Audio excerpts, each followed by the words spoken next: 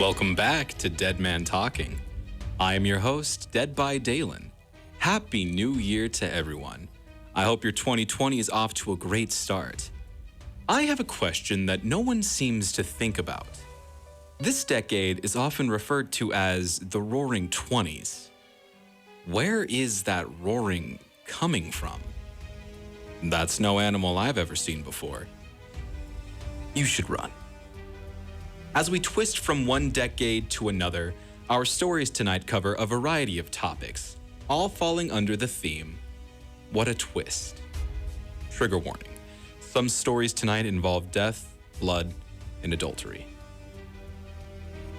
My Romantic Cabin Getaway, Chapter 5, by Felix Blackwell.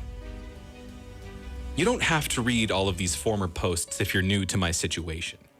All you need to know is that 1, my fiancée, Faye, has a sleep disorder and has been sleepwalking/having night terrors and other frightening sleep disturbances since she was a child. 2, we've been together 5 years. 3, we recently stayed at a cabin her parents own way up in the mountains in Colorado, whereupon we discovered an enormous handmade dream catcher in the woods out back, and began hearing creepy voices at night that mimicked people we knew, including family members who are dead. 4, my fiancée's sleep disturbances got out of control during our stay, and she appeared to be communicating with the things outside at night. Now we are back home in California, but something might have followed us. I took Faye to see her doctor yesterday, and we hesitantly explained what was going on with her. I left out the paranormal stuff because I didn't want to get put in a ward. She seemed really concerned about Faye, ordered a blood test, gave her a physical, asked about her diet and drugs, medications, etc. Faye and I are both non-drinkers, non-drug users, and neither of us are on medication. She wants Faye to be evaluated by a psychiatrist next week. For now, she gave her a sedative at night and some anti-anxiety medication. She wants us to get some fresh air and get out of the house, so we're going on a hike today. Somebody brought up the possibility that the child's voice outside the cabin asking, "When do we go inside? When do we go inside?" might not refer to inside the cabin, but rather inside Faye. This really worries me because it corroborates some of the strange behavior she's been exhibiting in her sleep. I contacted the park ranger, who is pretty sympathetic to our situation. He's going to get in touch with some of the members of his tribe who have experience with spiritual guidance and medicine. He's convinced that Faye and I have attracted the attention of, quote, the one who comes out of the mine. Lucky us. More on that later. Some people have recommended that I test Faye to see if it's really her. So, yesterday evening, against my wallet's advice, I took her to our favorite steakhouse. I only ever order one meal there. Medium, tri-tip house macaroni and cheese, and a bottled root beer. Faye only ever orders one meal there too. The barbecue chicken sandwich with mac and cheese, and a salad with ranch dressing. And a Coke. She drinks Coke only. Her blood is mostly Coca-Cola.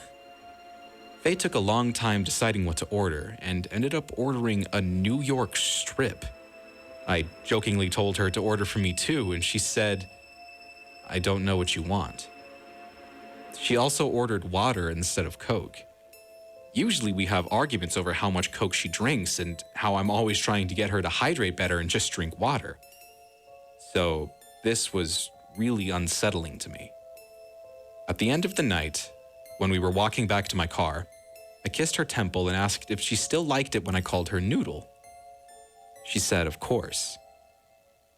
I've never called her Noodle in my entire life. Her nickname has always been Monkey Toes. Long story. When we got home, she cracked open a Coke and got on Facebook, which is completely normal for her. This threw me off. One thing that's been on my mind lately is the song the little kid was singing outside the cabin.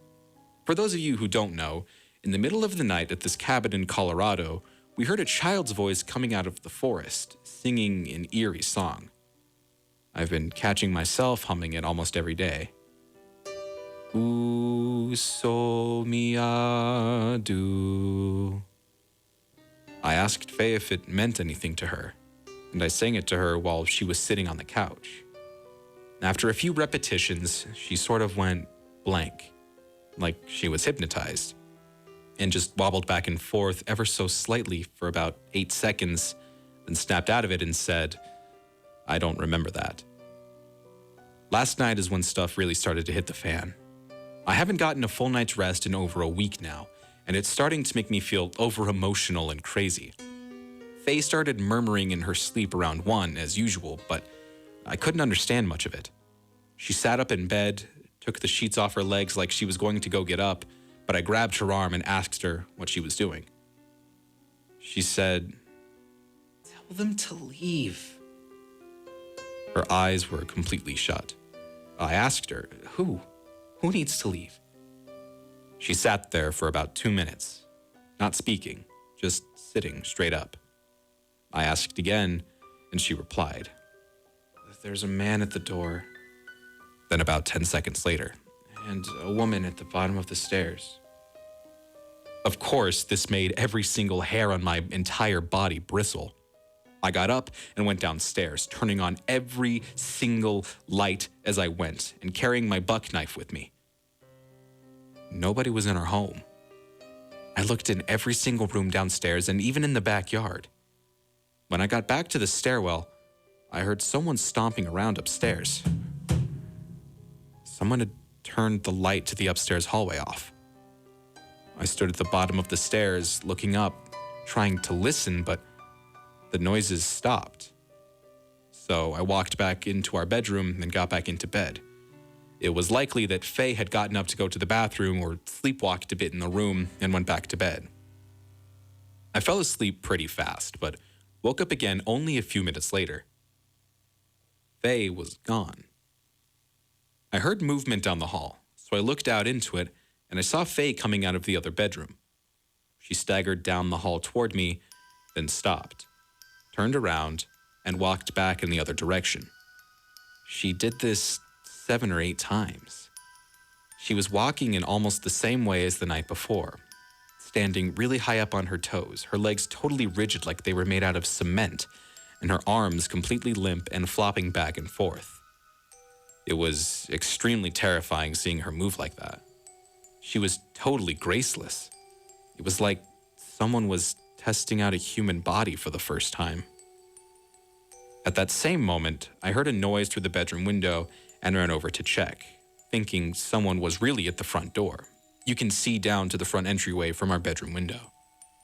Off in the distance, about 30 yards out, somebody was walking back and forth in the exact same way that Faye was. He was humming loudly and intermittently singing. The song sounded like the one I sang to Faye earlier, the one that the child sang outside the cabin. Basically, I ran back into the hall, woke Faye up, and brought her downstairs. I opened the front door to get a better look at the man, but he was gone. Today, at the behest of a few Redditors, I asked Faye if she'd ever been to the cabin before we visited it. I don't know why I never thought to ask her this before. She said nothing about it when we stayed there for several nights. She was hesitant to answer me, and eventually admitted that she'd been there once when she was 14. She and her parents went snowshoeing up the mountain. A few hours later, I emailed her mother and asked the same question. She told me Faye had gone to the cabin multiple times as a child, but stopped going when she went to high school. I can't figure out which one of them is lying to me. Because so many people have questions about Faye, she's agreed to do a filmed interview. If you post questions for her, I will film her responses and post them here within a few days. I haven't told Faye this, but I'm thinking of going back to the cabin and meeting with the ranger. He wants to do some ritual with the dream catcher we found, if it's still there. And he says he will bring his friends and try to cleanse the house and the surrounding area. This will cost me like $500 just to fly out there, but if this gets any worse, it might be worth it. Edit. Somebody sent me a private message, telling me to investigate the guest room to see if Faye was doing anything in there. Turns out she was. She had written the number 5 on the window with her finger. I only saw it because of the condensation from the cold this afternoon. It's written backwards. As if someone standing out in our backyard could read it.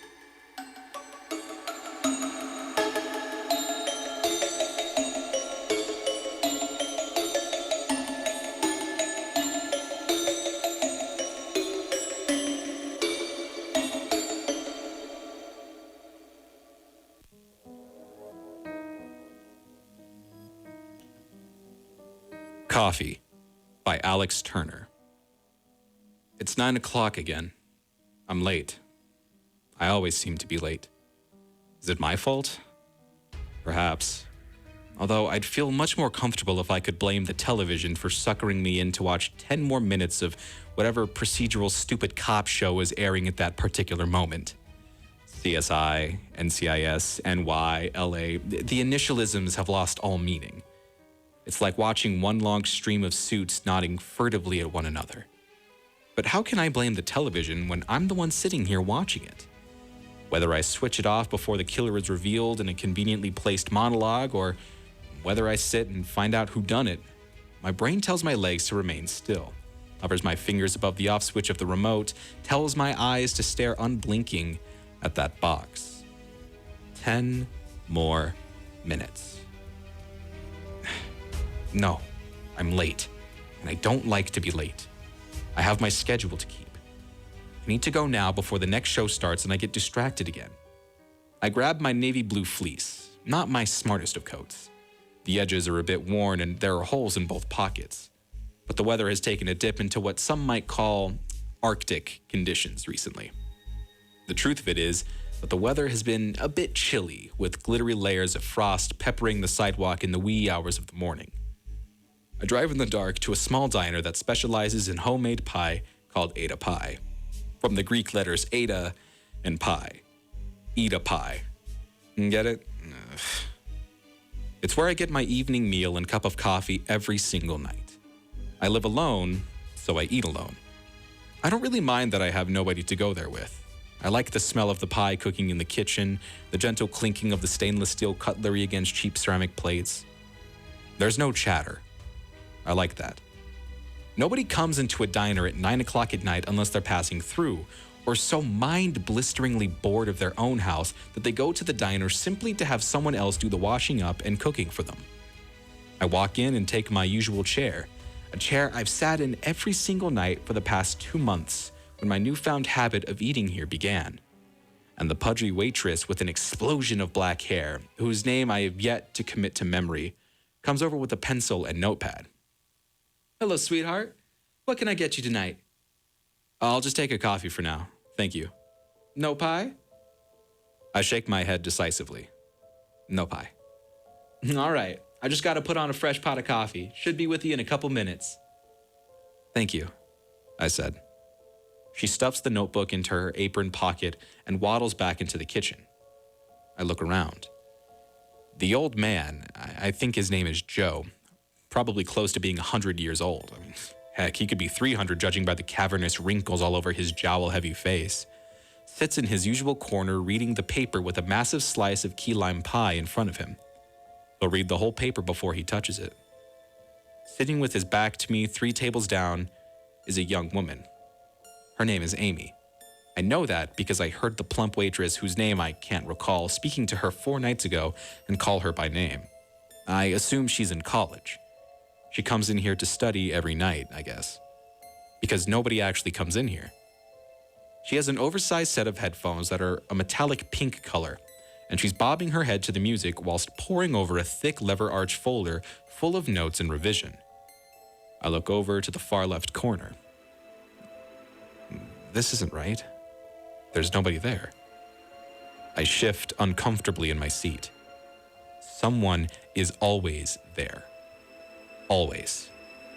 Normally, every other night, a man whose name I have never learned comes in and furtively slips a finger of whiskey from a silver hip flask into as many coffees as he can manage before his wife calls him and he has to slink home, trying to mask the uneven swagger of a man well and truly loaded, swallowing Tic Tacs in the hopes she won't smell the booze on him.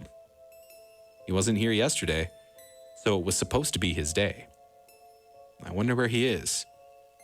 checking the other empty seats, rechecking the other faces, wondering if he'd moved, but he isn't here. I have moved to wondering about the whereabouts of my coffee. It's taking you longer than usual tonight. When a man walks in. I've never seen him before. Mid-30s, a neatly combed layer of black hair on a handsome face. A smart suit fitted precisely around his slim body. He sits in the chair of the absent alcoholic. "Penny, sweetheart, could I get a sliced pie and a coffee, please?" Penny, whoever that was, called from the kitchen. "Sure, honey. What pie?" "Whatever's there." "All right." The fat waitress returns with my coffee. I take a sip, and it is so bitter it could wake the dead. She notices my uncomfortable facial expression, and her eyes roll skyward. "Oh, I forgot the sugar. I'm sorry. Back in a jiffy." She goes back into the kitchen, emerging with another cup of coffee and 2 sugar containers, one blue and one green, on a tray. I watch passively as she gives this new, strange man his coffee and a shaking of sugar from the green tub. Eventually, she comes over to me, and as my eyes fall on the green tub of sugar, she picks up the blue tub and puts my usual heaped serving in. What on earth is she doing? I force a strained smile and nod my thanks, and she takes the sugar pots and the tray back into the kitchen, pushing the door open with her great rump of a behind. When she's gone, and I am certain that she's not going to come blundering out of there, I tentatively sniff my coffee. It smells delicious, much better than the freeze-dried instant stuff I make at home. This is real coffee, ground up and freshly made, rich and aromatic with a hit of caffeine that really wakes you up. I take a few sips. Sweet as pie. Why did she give me sugar from the blue pot? I look up at the man whose cup hovers close to his lips. He spots me looking at him, gives a polite smile, and raises his cup to say hello, and then he looks away and drinks some of his coffee. I wait patiently for the strange man to finish his coffee. The waitress brings out a slice of pecan pie, which he eats methodically and slowly, as if forming an opinion on each and every chew of each and every forkful. He stops occasionally to adjust the thin-framed glasses that keep slipping down his nose as he eats. My throat feels tight. Is he getting warmer in here? When he's finished, he calls into this Penny person again, requesting another coffee. At the same time, I decide to ask for another coffee myself. This one went cold. Sorry, I say to the fat waitress, pointing to the full cup. Moments later, she returns again with a tray. The tray has 2 identical cups of coffee, and once again, it has 2 sugar pots, one blue and one green. My pulse rushes like rapids through my temples and plummets down my vein toward my heart. Once again, she pours a heap of sugar from the green pot into his coffee and pours sugar from the blue pot into mine. I nod my thanks and watch as the strange man smiles at her, reaching out his fingertips to graze her wide-set thigh as she walks back into the kitchen. Did I just see them exchange a nod? My vision is blotted, like when you stare at a light bulb for too long and see white bulb-shaped blooms when you blink. He looks at me again, reeling his hand in, placing it on the table. "Evening," he says, taking a hefty mouthful of coffee. I don't speak. My throat feels raw and my head is buzzing. I nod in response, trying to smile. "Weather's a killer, huh?" he says to me, nodding to the gusty slop of wet breeze throwing leaves about outside. I look at the window and nod back at him, again, eyeing my coffee with its blue-potted sugar slowly diffusing around the bottom of the cup. He sips his coffee. "You should drink up. It'll keep you warm." "Why?" I snap, standing up suddenly. My chair falls over with a clatter, and both the old man called Joe and the studious girl turns to look at me. "Why do you want me to drink it?" Everyone is looking at me. I don't like it when people look at me like that. "Oh, settle down, fella. I just mean that it's cold outside." "Liar!" I shout. At that moment, the fat waitress comes out with the whole steaming hot pie on a plate, a long serrated knife resting on the side, ready to cut. She gasps loudly when she sees me. I stride over to her and I grab it by the handle, waving it around their faces. "What did you put in my drink?" I'm wheezing. My head feels like it might drop to the floor. It feels like a block of concrete. The young girl screams when she sees the knife in my hand and runs out of the diner, abandoning her lever arch folder and the half slice of key lime pie she was ruminating on. Joe, the dinosaur up the corner, sidles his round frame out of his chair and inches towards the door, hands in the air as if he's in the middle of a stick-up, until he, too, is out of the door. He's left his jacket. It's cold out there. The fat waitress and the strange man hold their hands up. He's not smiling anymore, and the waitress is positively jiggling in fear. "What did you do to me?" I shout at them. The waitress goes to run, but a motor reflex kicks in somewhere in a far primordial corner of my brain, shut down in most people by years of television and processed dinners. I lash out with a flick of my wrist, slicing her throat open with the jagged blade. She clatters into the table, forwards at first, and then falls to the side, dragging the pie with her, where the plate smashes on impact with the floor. The strange man stands up like a rocket in his chair, his hands trembling in front of his face. "Oh God, you killed... Please don't kill me, please!" I lurch towards him, the blinking spots overtaking my vision completely. "What did she put in my coffee?" I swing at him. The diner is quiet again. I can still smell the coffee and the warm pastry wafting in from the kitchen. The pie lies strewn across the floor, all turned to sticky mulch with blood. The blue potted sugar dissolves completely in my cup. I feel fine now.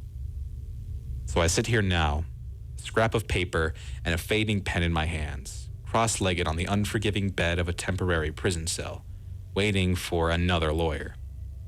I am certain that they think I am writing a confession or perhaps some kind of last will and testament.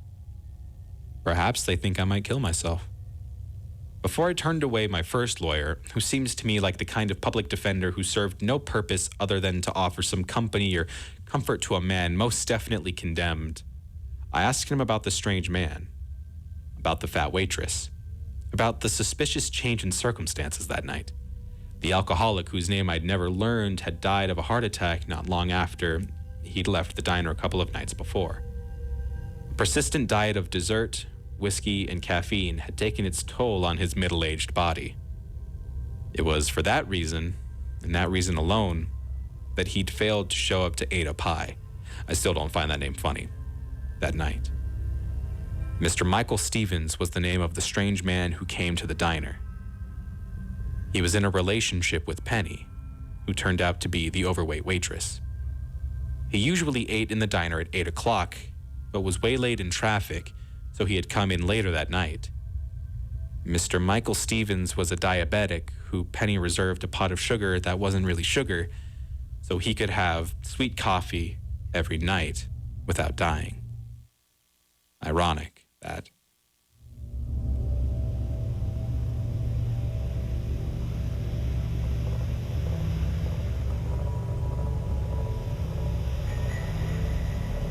I can't believe he found them. He seems sorry. We very clearly told him not to look up there. I'm honestly impressed that he was able to do it. Right? What, did he balance on that big chair? Yeah, I mean, I guess he'll just know what his gifts are this year. I really thought we had hidden them well. If they can find their presents, they can find a gun. 911, what is your emergency? Every day, 8 kids and teens are unintentionally killed or injured by loaded and unlocked guns. Learn how to make your home safer at endfamilyfire.org. Brought to you by the Ad Council and End Family Fire.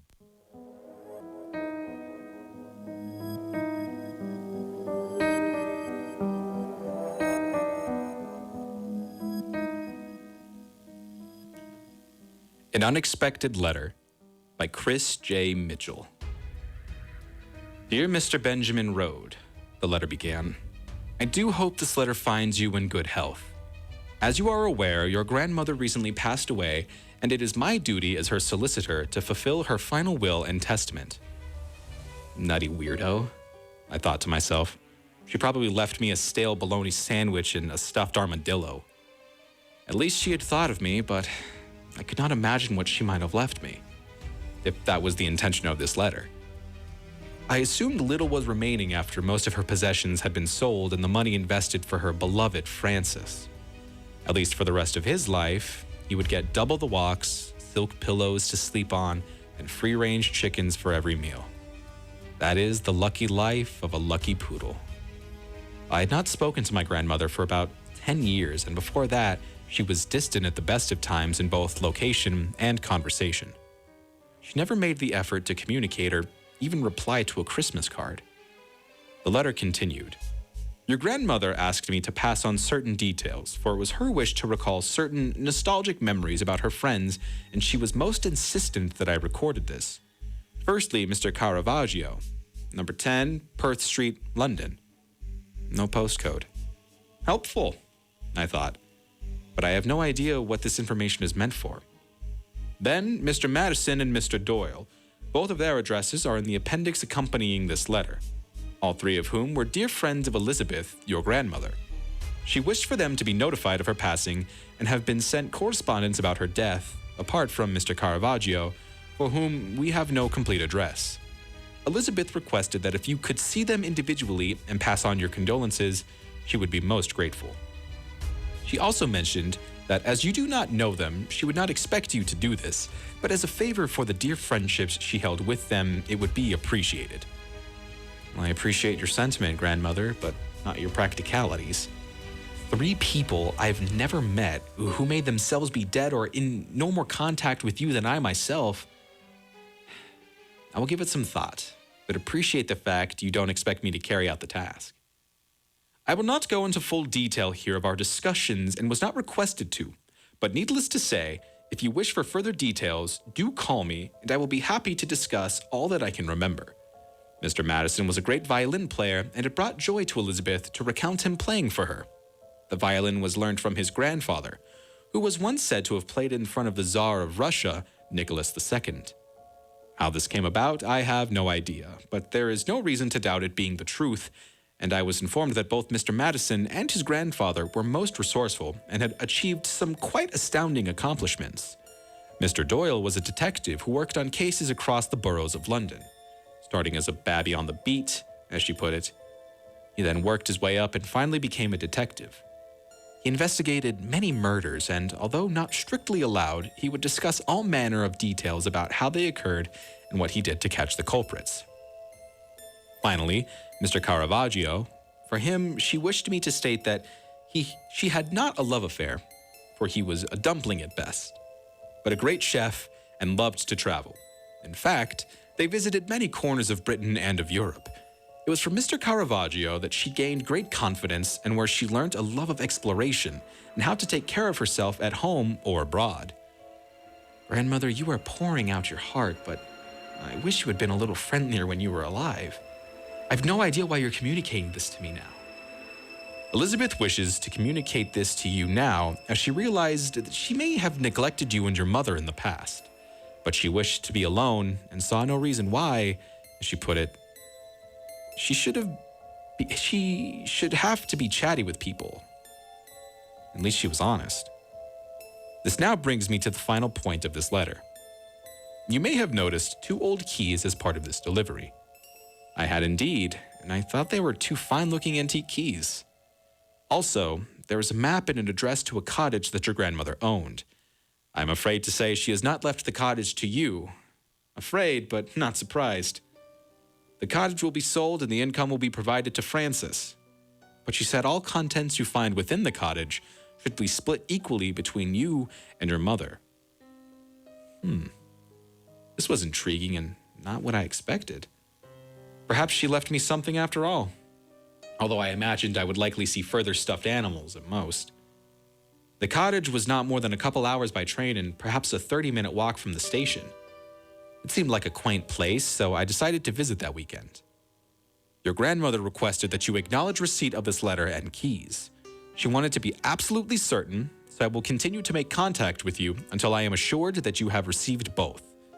Of course, I will reply, and I looked forward to seeing what she had hidden away. That Saturday morning, when I caught the train, the weather was delightful. It was fresh, sunny, and a comfortable temperature for walking. Not too hot, but not too cold. A little like a well-made cake with all the ingredients mixed into perfection. The carriage had 3 people in it, including myself, and I assumed this little village was not often visited. At least I would get a relaxing trip into the countryside, and I was filled with anticipation in finding out with what had been left. I'd called Mom, but she did not have the time to join me and was quite surprised to hear of the letter and told me to keep her updated every step of the way. Upon arriving at the train station, it was deserted, and the village was quite antiquated. The farther I walked towards the cottage, the ever more remote location it felt. Finally, as I turned a corner onto a narrow lane that was being consumed by the roots of a giant oak tree, I saw the cottage a few feet away. Paint peeling from the walls, moss on the roof, and whitewashed windows. There was also a sign saying, "Protected by Python Security," that was screwed into the decaying front gate. I assumed grandmother had taken some precautions to protect the property. I approached the front door and took what I believed to be the correct key and inserted it. The door lock opened first time, and my guess was correct. Inside, the floors were bare and the rooms were empty. The place had a somewhat ghostly feel, but nothing menacing or ghastly. Now, for the second key. It was larger, older, and far more rustled. It took me some time to find the door it matched, but eventually I discovered one that appeared to lead to a cellar. The lock creaked and banged into place as I turned it, and the opening door revealed to me a set of stairs leading downstairs to a dimly lit cellar. I walked slowly down the stairs, and you may be surprised to hear what greeted me was not a complete shock. However, it did send a chill down my spine.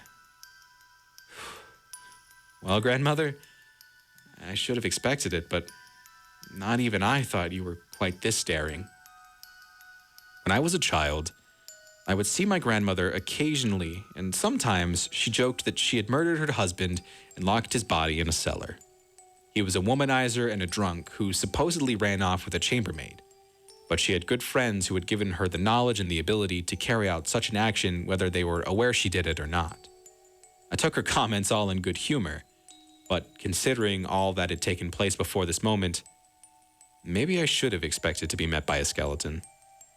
There, laid with its arms crossed on its chest and in a dusty 3-piece suit, were the bones that remained, I assumed, of her husband. Still, the gold medallion, bracelets, and other such jewelry will be of quite some value. After the police finish their investigations, they will be provided to their new owners, my mother and myself.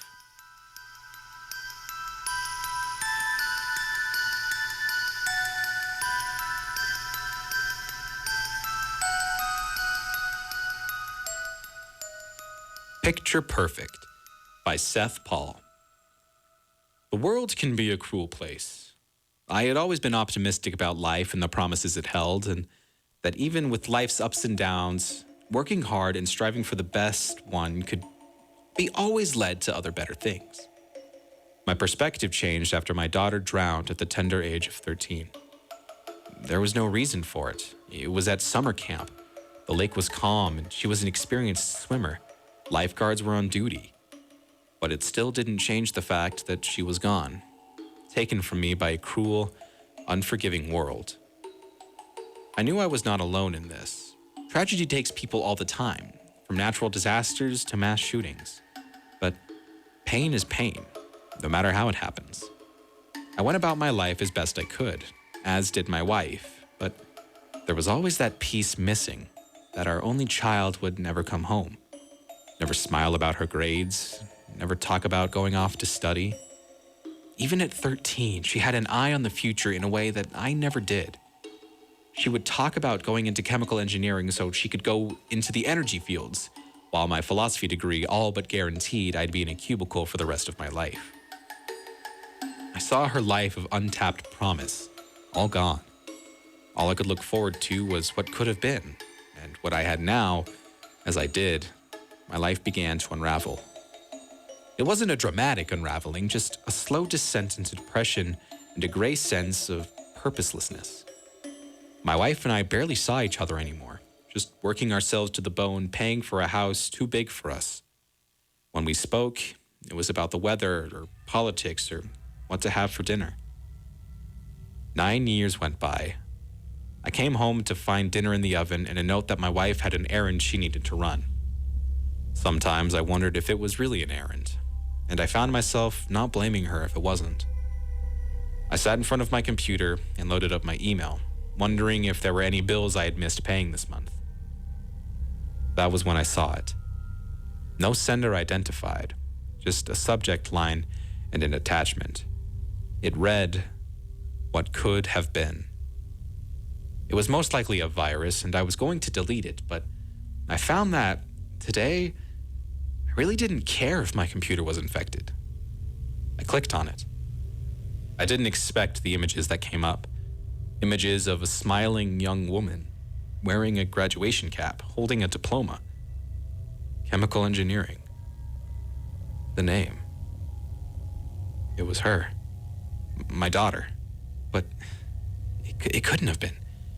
She was 13. There was more text in the email. I cannot bring back the missing years, but I can take away the loss you feel. I offer my services to you. There is no fee, but there is an agreement. Simply respond yes to this email and go to sleep tonight, and you can have back the piece you know is missing in your life. Simple as that.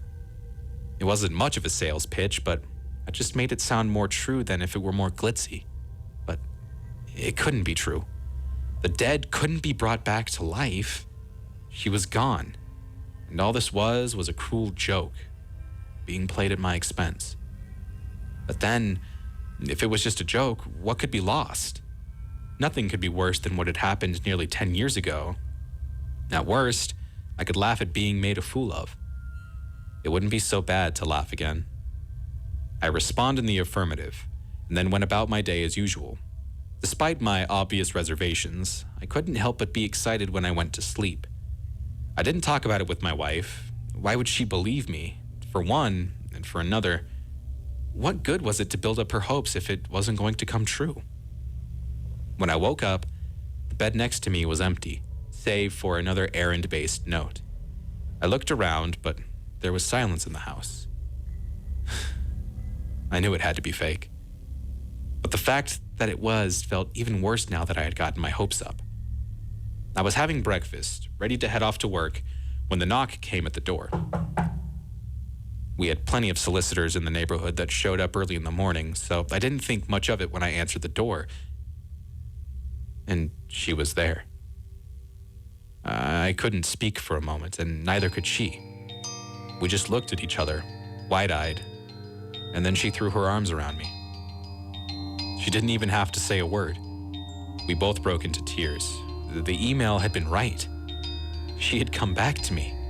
How, I still don't know, but here she was, just as lovely and sweet as she ever had been.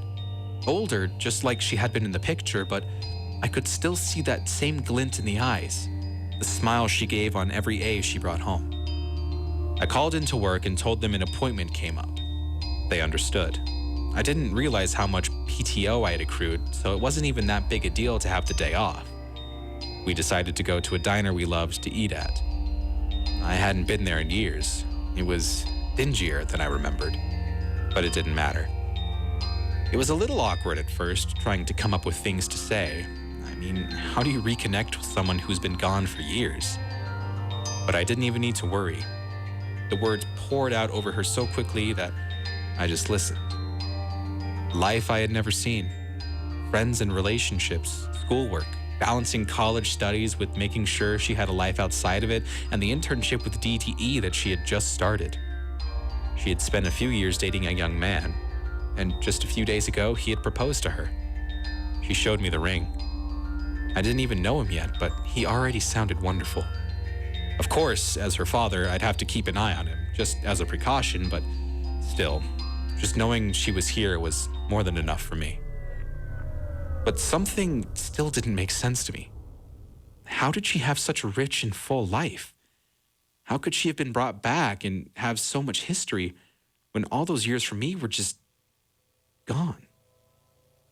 I didn't know how to ask that exactly, so I just nodded and listened some more as our meal finally came to the table.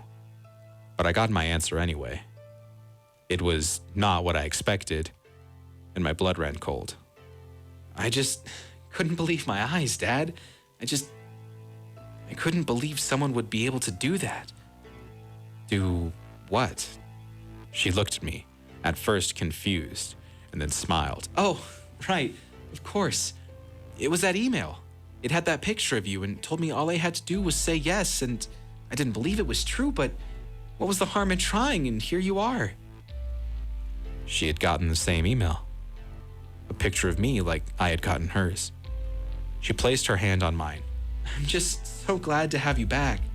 The car accident was so devastating that I didn't think Mom would ever recover. But it was different for me. I was so close to giving up on my dreams, but I knew you were watching over me in spirit. It got me back in gear, and I tried so hard because I wanted to make you proud of me. I think she noticed me growing pale, but I didn't let on anything. I didn't even tell her my side of things. She was so happy to have me back in her life. I couldn't tell her how for me. She'd been dead since she was just a teenager. It's been a few months since we met. I have to say met instead of reunited, because in that time I have learned much, but not all. I know I am not her father. She looks like my daughter, acts like her, has all of her memories, but she is not the girl who died all those years ago. Just as I know I am not the man who died in a car accident. I've watched movies and read books in my time about parallel universes, but always just considered them in good fun. But they are real. She is from another world, just like mine, where I died and she lived, and I pretend that I have come back from the dead for her sake. But that's not the end. On my bedside drawer are pictures of me, my wife, and my daughter, smiling, happy, and they don't stop at age 13. I'm with her when she graduates. We're on vacations together. I don't let her see the pictures. Let her know the truth. This world is neither of ours. We have been taken from our worlds and placed together in some third place, away from all we ever knew. It looks like the world we left, but it's not the same. It's all little changes, little differences that make me wonder. I wonder who brought us here and why. I wonder what happens to that other me and the daughter who are smiling in those pictures. I wonder if we are the first that this has happened to. But what truly keeps me awake at night is, if we are not the first, what will happen to us if we are not the last?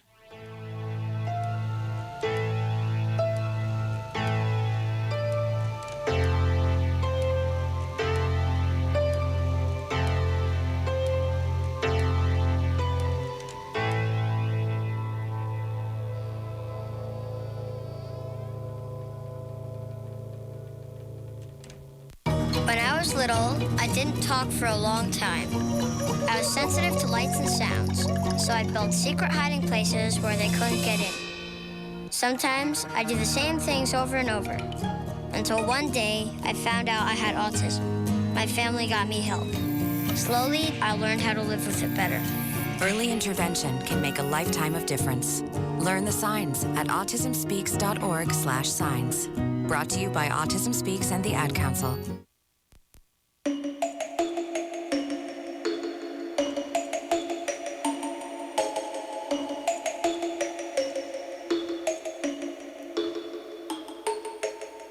Judge Not, a Murder Mystery by Mario V. Farina.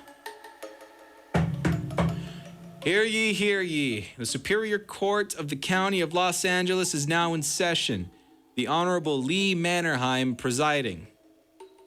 The judge settled into the massive leather chair behind the bench, and the long-awaited trial began. The district attorney, William Crane, made the opening statement.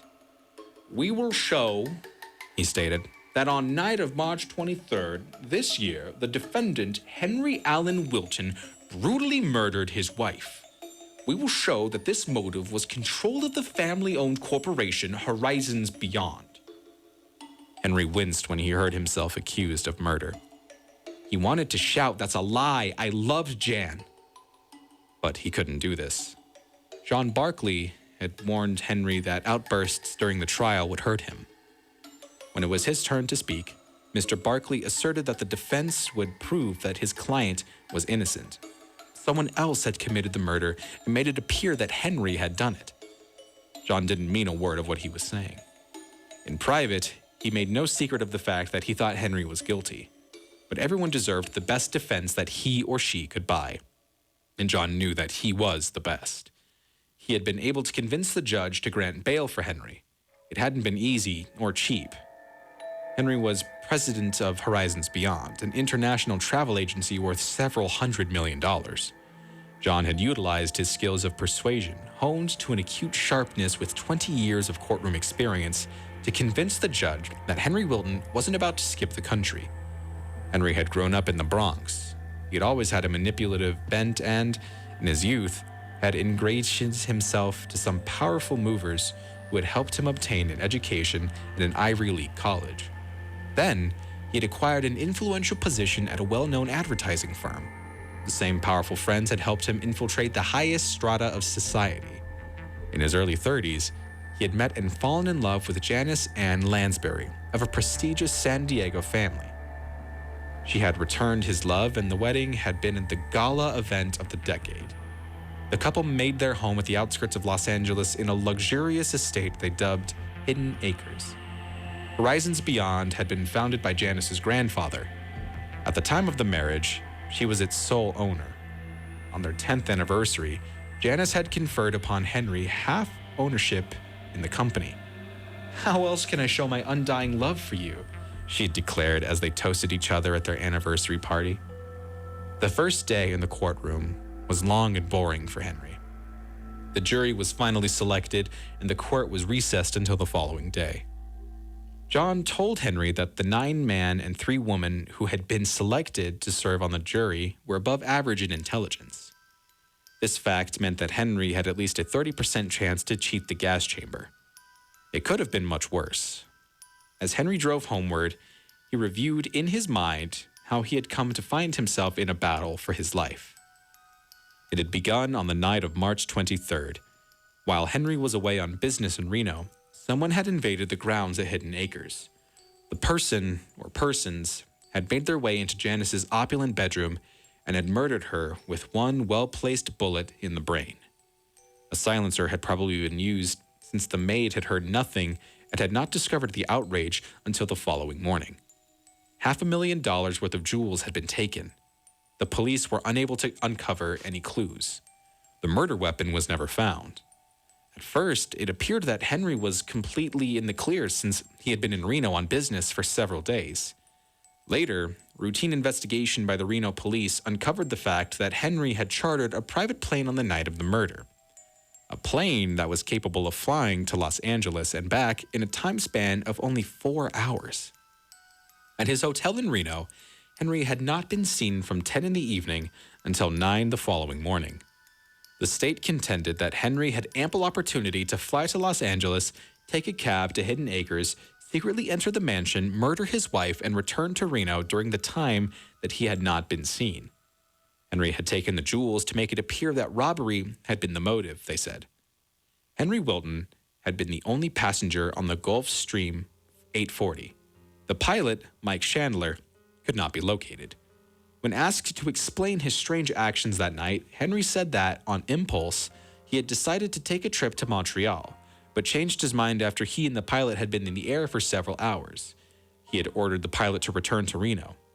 He had no idea where the pilot was now. Records at the Los Angeles airport told a different story. At headquarters, the police had laughed at Henry's tale.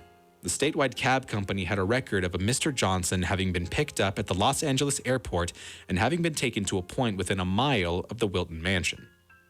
The driver of the cab was prepared to swear that the passenger had been Henry Wilton. The Porsche owned by Henry had been missing. A few days after the murder, it was found abandoned in a San Diego suburb. Henry had failed a lie detector test. The technician who had administered the test stated that he had never seen anyone fail a test as miserably as Henry had. Mr. Barkley told Henry that there was no need to worry. The test could not and would not be admitted as evidence during the trial. A court-appointed psychiatrist reported that he found Henry to be exploitative and completely without scruples. When asked whether he thought Henry was capable of murder, he said yes without hesitation. John Barkley had laid it on the line. He was the best defense attorney in the country, but he couldn't work miracles. He would deem it a victory if he could save Henry from the death penalty. Henry was not worried. He felt that a miracle was not needed. He was convinced that when the verdict was read, it would be in his favor. Arriving at his home, Henry pushed the button on the radio-controlled door opener and drove into the garage. Another button alerted the valet that he had arrived. He walked the few steps along the breezeway to the side door. It opened just as he reached it. "Good evening, sir." "Good evening, Thomas. Did anything unusual happen today?" "No, sir. There were a few routine calls that I took care of.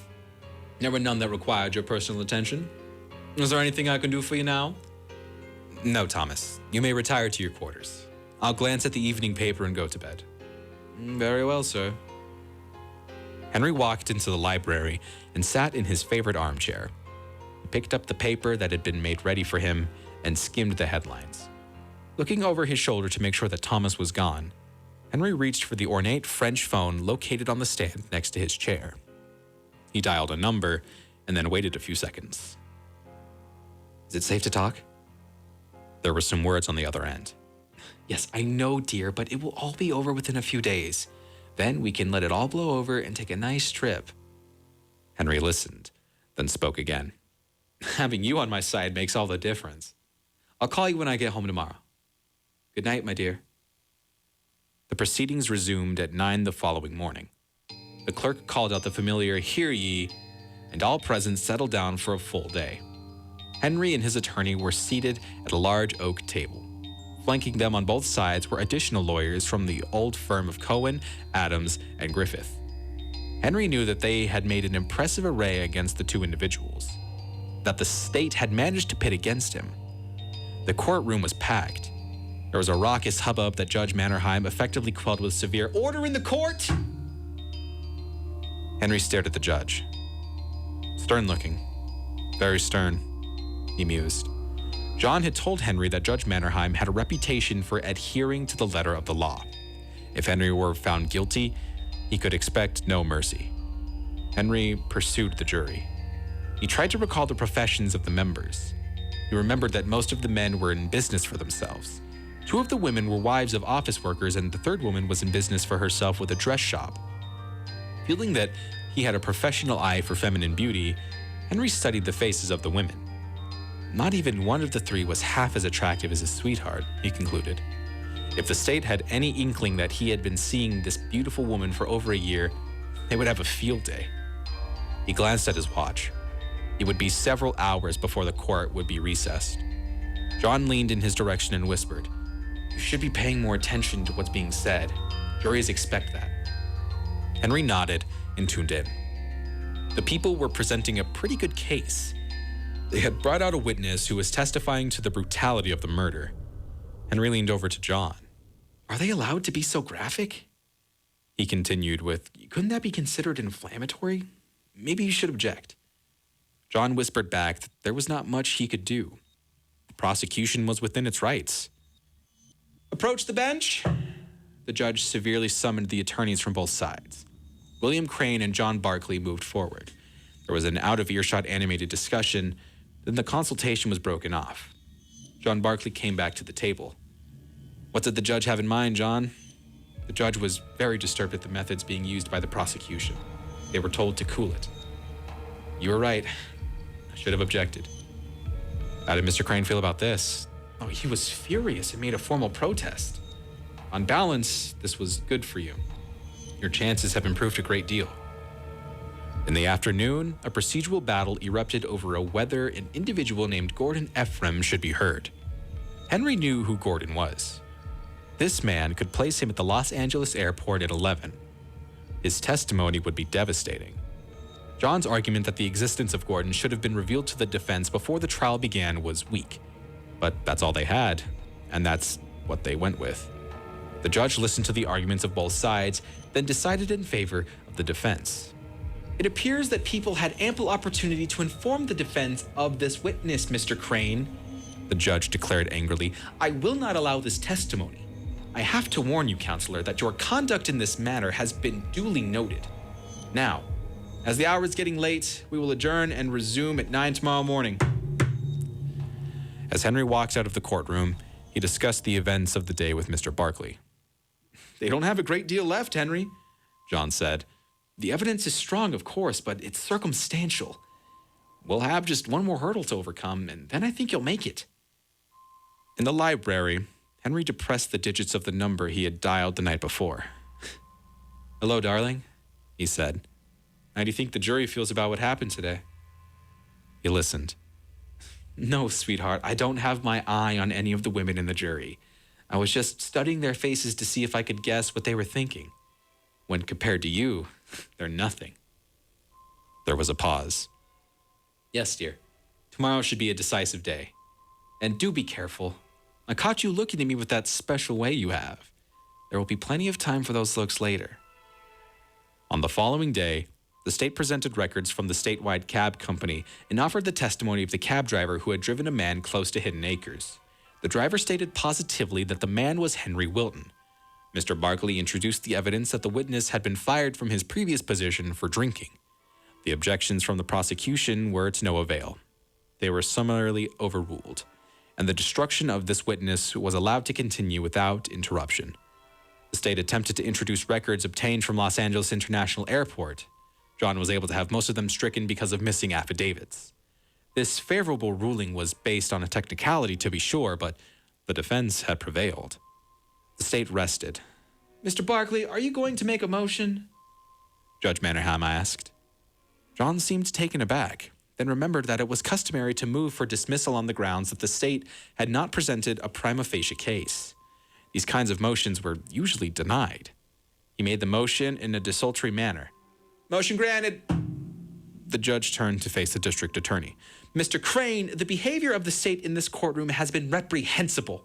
Whatever case you may have thought was destroyed because of the slipshod, even clumsy manner in which you conducted your case. See me in chambers immediately. There was a bedlam in the court over the unexpected turn. People rushed to congratulate Henry and his attorneys. The prosecution was stunned and stood numbly by. Reporters dashed for the phones. Send me your bill, Henry shouted to Mr. Barkley, and hurried left the courtroom. A police officer drove his rolls to the front of the building. Henry entered the car and turned the vehicle towards his home. Meeting his valet at the door, Henry told him to take the evening off. He wanted to be alone and rest. An hour after Thomas had left, the chimes announced the late caller. Henry hurried up to the door and let in a beautiful visitor. You always did look lovely in black, Your Honor, he said, but those bulky robes don't do a thing for you.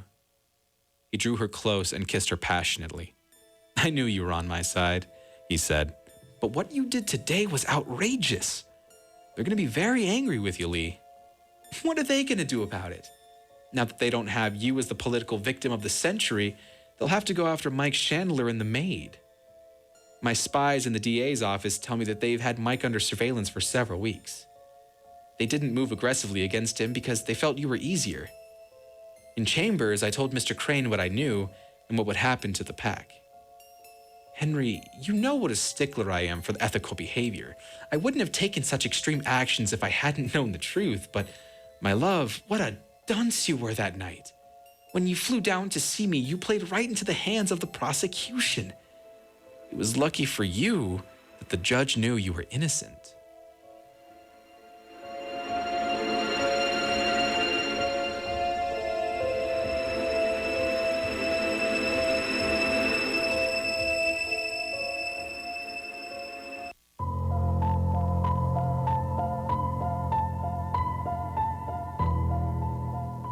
Thank you for listening to Dead Man Talking. I have been your host, Dead by Dalen. For more information on this show and others through 91.3 FM, go to www.kmsa913fm.com. And for more info on this show in particular, including music used and links to all the original stories, go to www.dolan.com/deadmantalking. That's www.dewlan.com/deadmantalking. Happy 2020, and as always, sweet dreams.